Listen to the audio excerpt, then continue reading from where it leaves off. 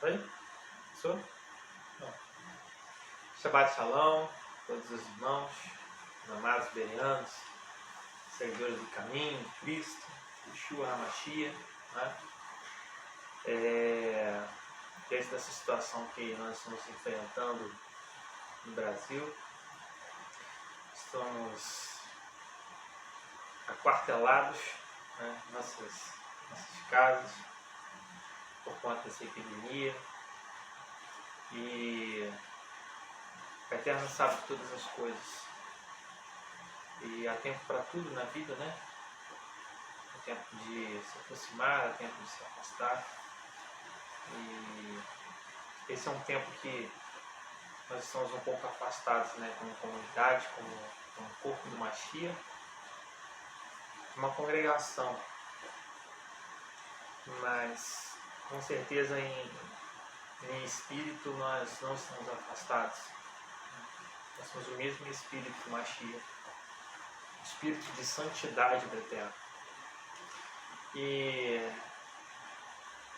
nessa noite de Shabbat, eu vim fazer esse vídeo para a gente poder dar continuidade à Torá, continuidade ao estudo da palavra, né? Porque céus e a terra podem passar, mas a Torá do Eterno, a palavra do Eterno jamais passará. Então a gente precisa dar continuidade. O mundo tem dessas coisas, né? O mundo, ele se preocupa com as coisas que o próprio Messias disse que seriam as coisas que haveriam de vir. Mas ele deu um recado para nós, né? Que isso não fosse as nossas preocupações. A nossa preocupação maior, ela tem que estar em como servir a Deus melhor a cada dia. Seja diante das dificuldades, da diversidade da vida, seja em meio ao trabalho, à falta de trabalho. Essa é a nossa preocupação, né? O que hoje eu farei para que Adonai Tsevaot seja glorificado, né? O que eu farei hoje para que o Messias seja exaltado, porque o Evangelho ele será beneficiado com as minhas ações.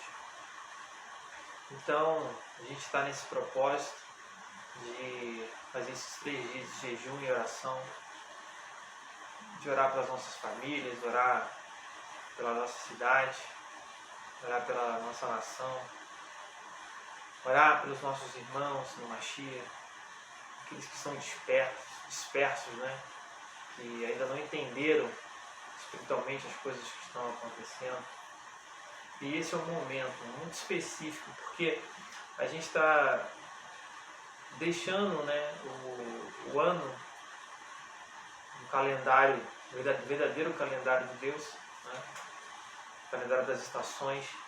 Nós vamos entrar no primeiro mês, o mês de Aviv, que é o mês da Páscoa. Isso fala muito da libertação do povo de Israel no Egito. E não coincidentemente, né, mas exatamente o livro que nós vamos entrar, que é o livro de Shemot, o livro de Êxodo, e nós vamos estudar o livro de Êxodo e vamos passar o estudo da Páscoa também, né? E a gente vai poder entender o que os israelitas passaram naquele tempo e qual foi a vitória que o Eterno os fez receber, né, quando eles decidiram crer. Então, meus amados, eu convido você, né, a estar reunido, se possível for, com a sua esposa, né, para que a gente possa dar continuidade ao que a gente já vem fazendo já tem um ano, né? E uma grande bênção já dada na vida de vocês essa semana. A paraxá que a gente vai iniciar no livro de Êxodo, ela vai do capítulo 1, versículo 1, até o capítulo 6, versículo 1. Tá? Então, que os irmãos possam estar lendo esses capítulos durante essa semana, refletindo bastante. Né? E a gente vai comentar algumas coisas aqui a respeito dessa paraxá. E a gente vai aprender um pouquinho das revelações que Deus tem pra gente dentro dessa porção da palavra dele. Né? E com certeza que o Espírito possa iluminar vocês também, para que vocês aprofundem nesse estudo. Que isso possa ser bênção na vida de vocês. Né? Vamos lá? Vamos aqui uma aguinha. Tá quase igual aqueles pessoal do youtuber, né? Mas a intenção aqui é a gente dar glórias ao Eterno e proporcionar um culto para Ele, né? De santidade.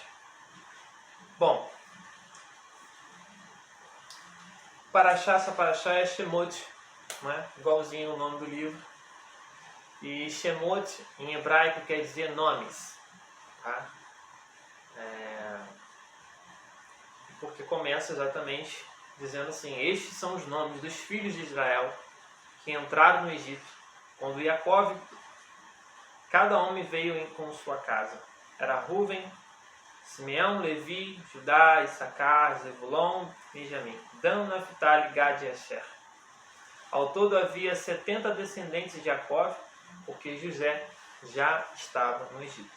Então, a primeira coisa que nós aprendemos da porção é que ela vai fazer uma retrospectiva, nos fazer voltar um pouquinho no tempo, nos lembrar de como que o povo de Israel foi parar no Egito, através de José, que era governador. Nós podemos lembrar da história que o povo da terra do Egito passou por um período de abundância muito grande, mas depois de um período de seca, né, e fome muito grande. E essa fome atingiu toda a terra, inclusive a terra de Canaã, terra pela qual Jacó e seus filhos estavam. Né? E Deus usou a vida de José para que José pudesse interpretar os sonhos de Faraó e colocar uma estratégia dada por Deus para armazenar os alimentos dos anos bons, né, que tinham boas colheitas, a fim de quando chegasse a época da fome, né, a época da dificuldade, eles tivessem condições de suportar o tempo da tribulação. Isso é extremamente importante para que a gente possa entender muitas coisas que o Eterno ele tem revelado para nós na sua palavra. Porque desde os tempos de Gênesis, né, a gente vai ver que em Shemot, nos outros livros, até a gente chegar lá em Mateus 24, quando Yeshua fala sobre a grande tribulação que haverá sobre a terra, e será a última tribulação, porque não haverá outra, né, igual a que ele disse que haveria de vir. Né? E a todo tempo, a palavra de Deus ela vem falando sobre isso, sobre o tempo da tribulação, o tempo da adversidade. Ela vem falando sobre o dia mau. E nós sabemos que passamos por dias muito difíceis na nossa vida. Né? E eu não quero colocar isso exatamente no que nós vivemos no hoje, mas aqueles dias que cada um de nós passamos por aquela dificuldade. E nós achamos que aquele momento é um momento de tribulação para as nossas vidas. Né? É algo que o crente costuma muito falar. Né? Estou passando por uma tribulação no vento, meu irmão. Né? O crente costuma falar assim, porque aquele é o tempo, né, em que existe uma escassez na vida dele. Né? Então, a todo momento, Deus está tentando nos preparar para o dia da grande tribulação. Né? E a maneira que Deus quer mostrar para nós é que nós venhamos também a ensinar as gerações que virão, a ensinar aos nossos filhos, que é necessário aprender com o tempo da adversidade. Pois, apesar de nós não sabermos o dia nem a hora que a grande tribulação pela qual o Mashiach falou que iria acontecer, pela qual não haveria outra depois dessa, né? Se não for nós, serão os nossos descendentes. E a todo momento o Eterno está trabalhando conosco para nos ensinar isso. Que nós devemos saber nos comportar no momento das adversidades, dos momentos dos dias maus, das tribulações que cercam a nossa vida. Porque se a cada coisa que nós nos desesperarmos, né, e começarmos a agirmos de forma descoordenada, né, desesperadas, achando que chegou o fim de tudo, né, que não há mais nada a ser feito, Deus nos lembra de que há uma promessa sobre as nossas vidas, né? Como ele disse, né? Eis que a salvação virá. Então, se a salvação virá sobre as nossas vidas, significa que não é o fim. Pelo contrário, é o momento da nossa alegria, porque a nossa redenção está próxima. Né? Então, não é o fim. Pode ser o fim para o ímpio, pode ser o fim para o injusto, para o incrédulo. Né? Mas para nós que cremos que Adonai faz nova todas as coisas, né?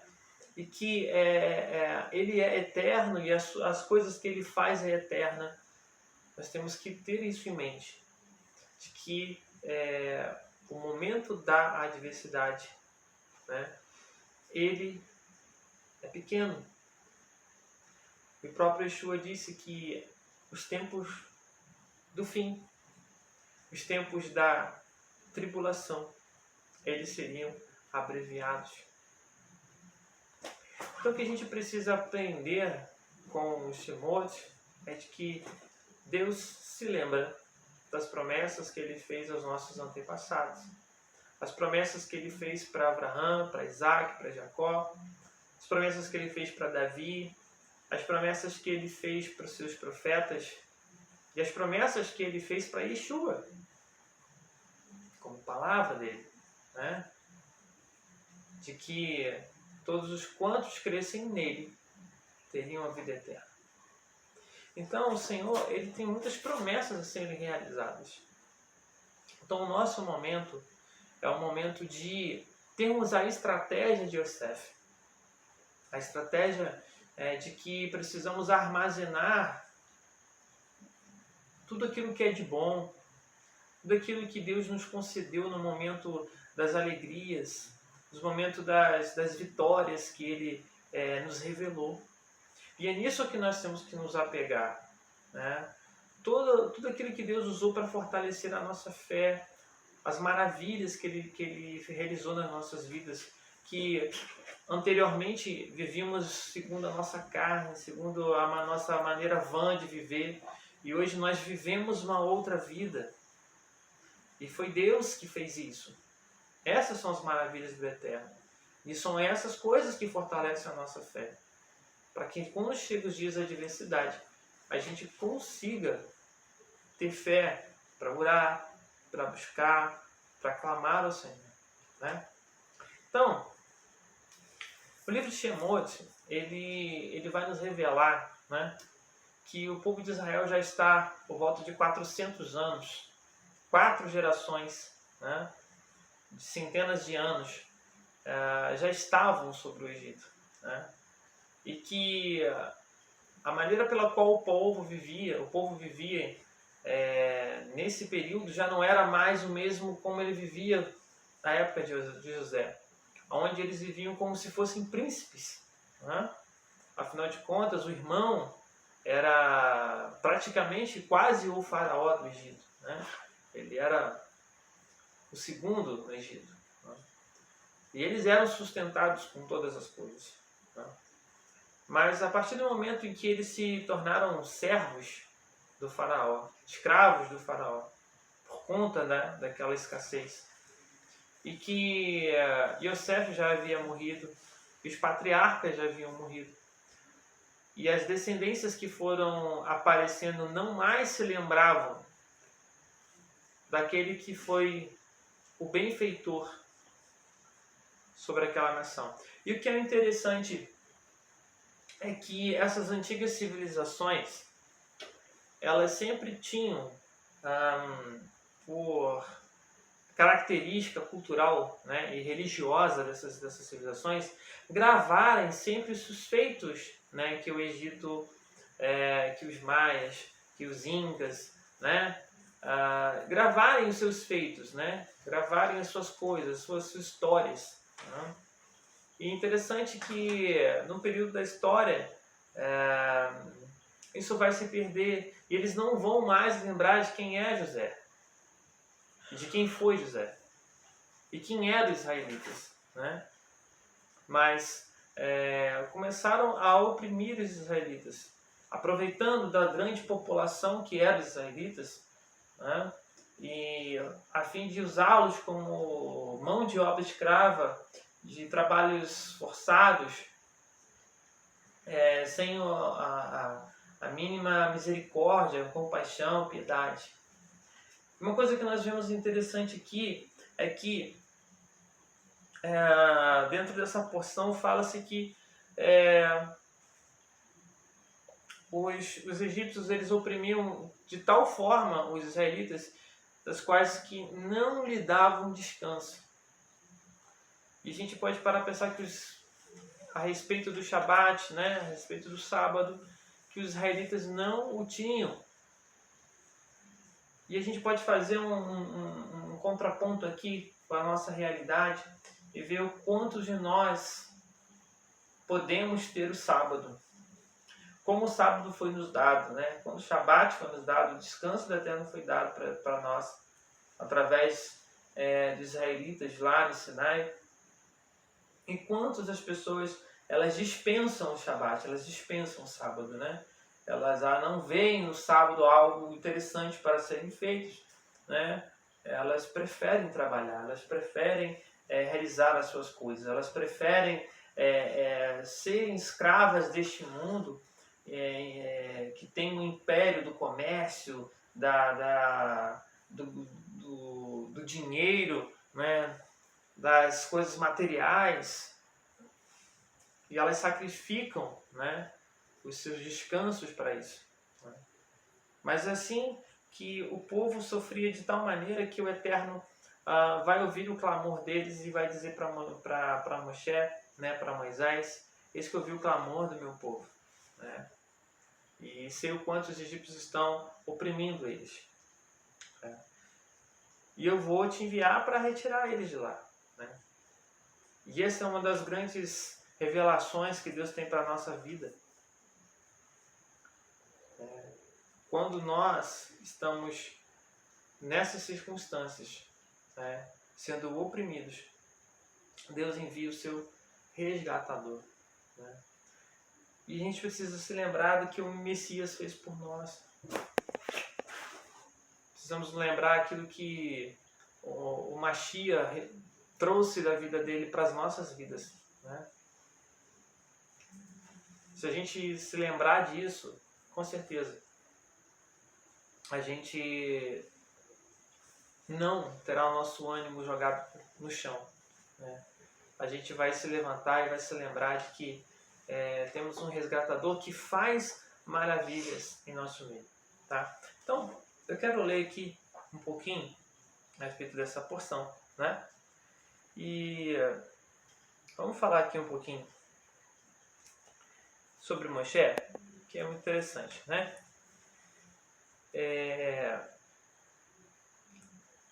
No capítulo 2, né, vai dizer assim: o homem da família de Levi, né, tomou por uma mulher uma descendente de Levi também, casou-se pelo mesmo clã. E quando ela engravidou e teve um filho, ao ver que se tratava de um filho vistoso, escondeu durante 3 meses. Não podendo mais acobertá-lo, pegou uma cesta de papiro, cobriu com argila e alcatrão, deitou nela o filho e colocou entre os juncos da margem do rio. Isso é muito importante de entender. Né? A mãe de Moisés não colocou Moisés no barquinho no rio, né? Como muitas pregações tem por aí. Né? Ela fez a sua cestinha, né? isolada, né, com betume e tal, para que não entrasse água, mas ela não colocou no rio, né, ela colocou exatamente à margem do rio, onde tinha, né, os juncos, que são aquela vegetação, né, que fica ali perto da terra, né, entre a terra e a margem do rio, né. Então ela colocou, escondeu ele entre aquela vegetação, né, o menino, a fim de que, né, pudesse escondê-lo melhor, né. E a sua irmã, né, a Miriam, ela ficou a certa distância para ver o que lhe aconteceria. E a filha de Faraó desceu ao rio para banhar-se, enquanto seus acompanhantes andavam pela margem do rio. Observando a cesta entre os juncos, ela mandou a escrava pegá-la. Então significa que a filha de Faraó estava lá, banhando no rio, avistou a cesta né, ali na vegetação, entre a terra e a margem. As suas escravas estavam andando na margem e ela pediu que a escrava fosse lá pegar aquela cestinha, né? Abriu, olhou em seu interior e ele estava diante dela, um bebê de sexo masculino chorando. E movida de compaixão, ela disse: este deve ser um dos filhos dos hebreus. Nesse momento, a irmã do menino disse à filha de Faraó: você deseja que eu vá procurar uma das mulheres hebreias para amamentar o bebê para você? E a filha do Faraó respondeu: sim, vá. Por isso a garota foi e chamou a própria mãe do bebê. A filha do Faraó lhe disse: leve este menino, embora e amamente-o por mim, e eu pagarei você por isso. Em seguida a mulher pegou o filho e o amamentou. Quando o filho cresceu um pouco, ela o levou para a filha do Faraó, que começou a criá-lo como o próprio filho. E ela lhe deu o nome de Moshe, que significa tirado, dizendo: porque eu o tirei da água. Bom, e a gente vê exatamente que a salvação ela acaba vindo, né, da água. E a gente já falou algumas coisas a respeito disso, quando a gente falou no domingo que nós nos reunimos, nós falamos sobre o batismo, e a gente teve a oportunidade de dizer por que o batismo é tão importante, né? Porque a imersão foi algo que estava na lei, os israelitas faziam, mas Yeshua, né, através de João Batista, vão disseminar um entendimento melhor a respeito do batismo, né? E a gente teve a oportunidade de falar que tudo nasceu da água, né? Deus criou os céus e terra, né? Deus criou água, Deus criou a própria terra, Deus fez a separação das águas, fez aparecer a terra seca, então começou a vida na terra.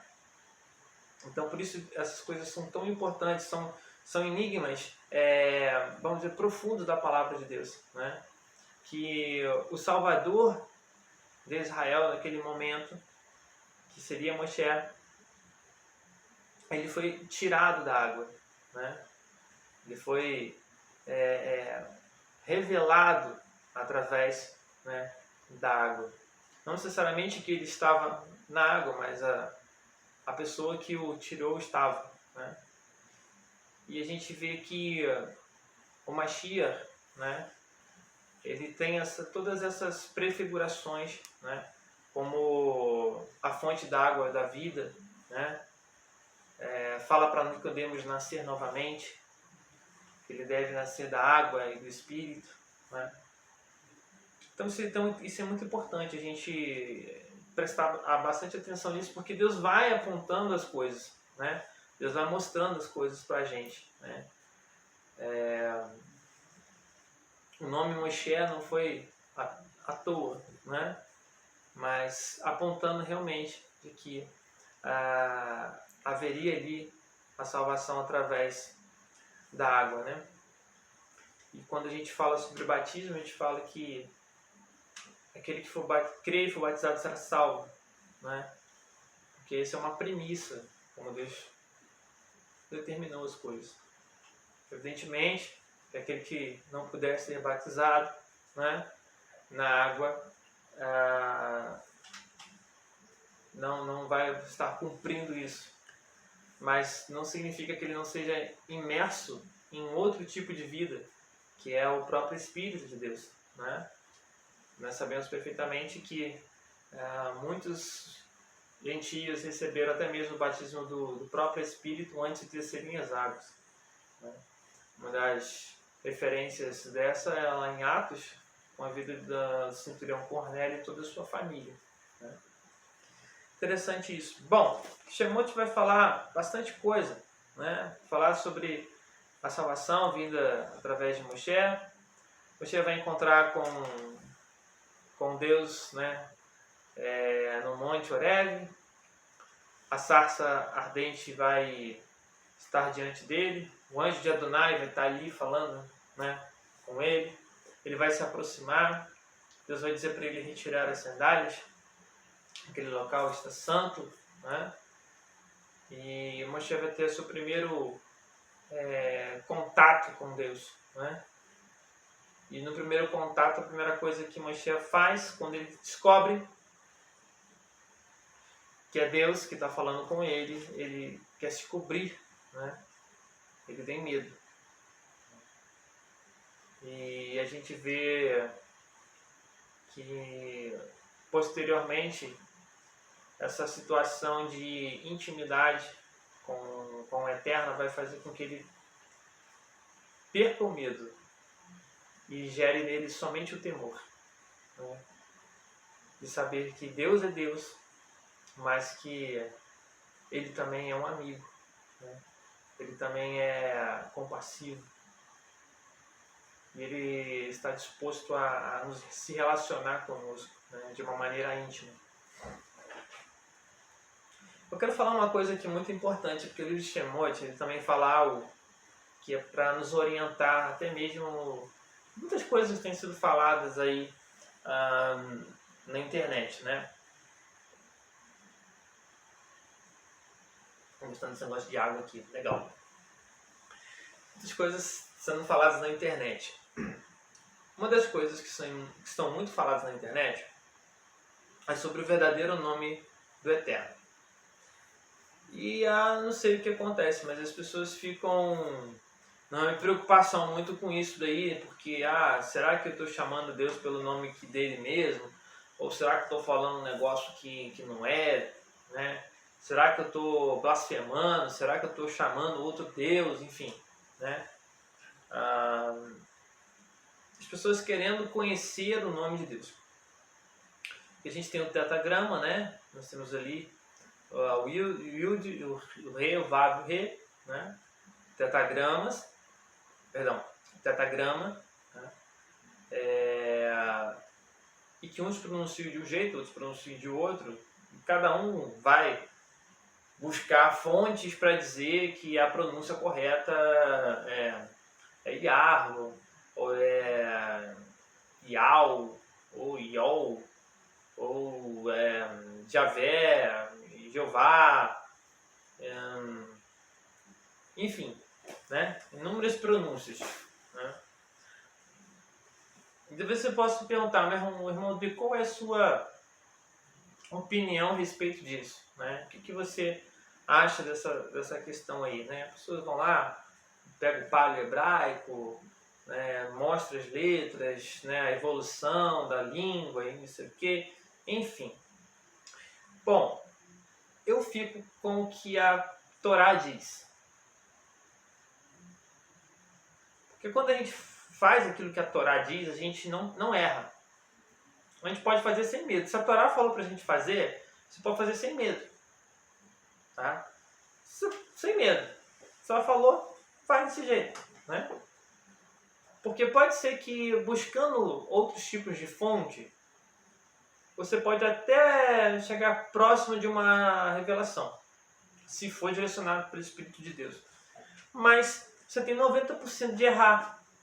Por quê? Porque o que Deus revelou e preservou para que a gente tenha essa revelação está aqui, né? Está dentro do que a gente recebeu hoje. Porque se temos Bíblia hoje, se temos Torá hoje, se está traduzida, mesmo que tenha, né, suas dificuldades com as traduções e tal, né, o poder do Eterno ele se manifesta nisso daqui. Ele se manifesta na Escritura que está diante de nós. Porque Deus faz com que nós entendamos. e entendamos o necessário para que seja algo pertinente à nossa vida e que faça a diferença na nossa vida espiritual. Porque não adianta a gente querer saber um monte de coisa e se a gente não praticar mitzvot, se a gente não praticar mandamento. Vejo pessoas falando, amém. É interessante você saber coisas do Apocalipse, saber coisas dos profetas, né, das 70 semanas de Daniel. Enfim, é bom. É bom você saber o tempo que você vive, né, coisas que aconteceram. Isso é maravilhoso. Mas, meu irmão, deixa eu te dizer uma coisa. Saber dessas coisas, nada disso vai fazer você ser salvo. Nada vai fazer você ser salvo. Por que não vai fazer você ser salvo? Porque você tem que crer em Yeshua. E crer em Yeshua é crer no ensino dele. E o primeiro ensino que Yeshua deu, né, antes dele, e o maior ensino que ele deu para os discípulos antes dele ir embora para o Pai, né, foi o seguinte: não lhes compete saber, né, as datas, as horas, o dia. Isso pertence ao Pai, isso não pertence a mim, isso não pertence aos anjos do céu, isso pertence a Yahweh Tsevaot, isso pertence a Adonai, né? Isso não pertence a vocês.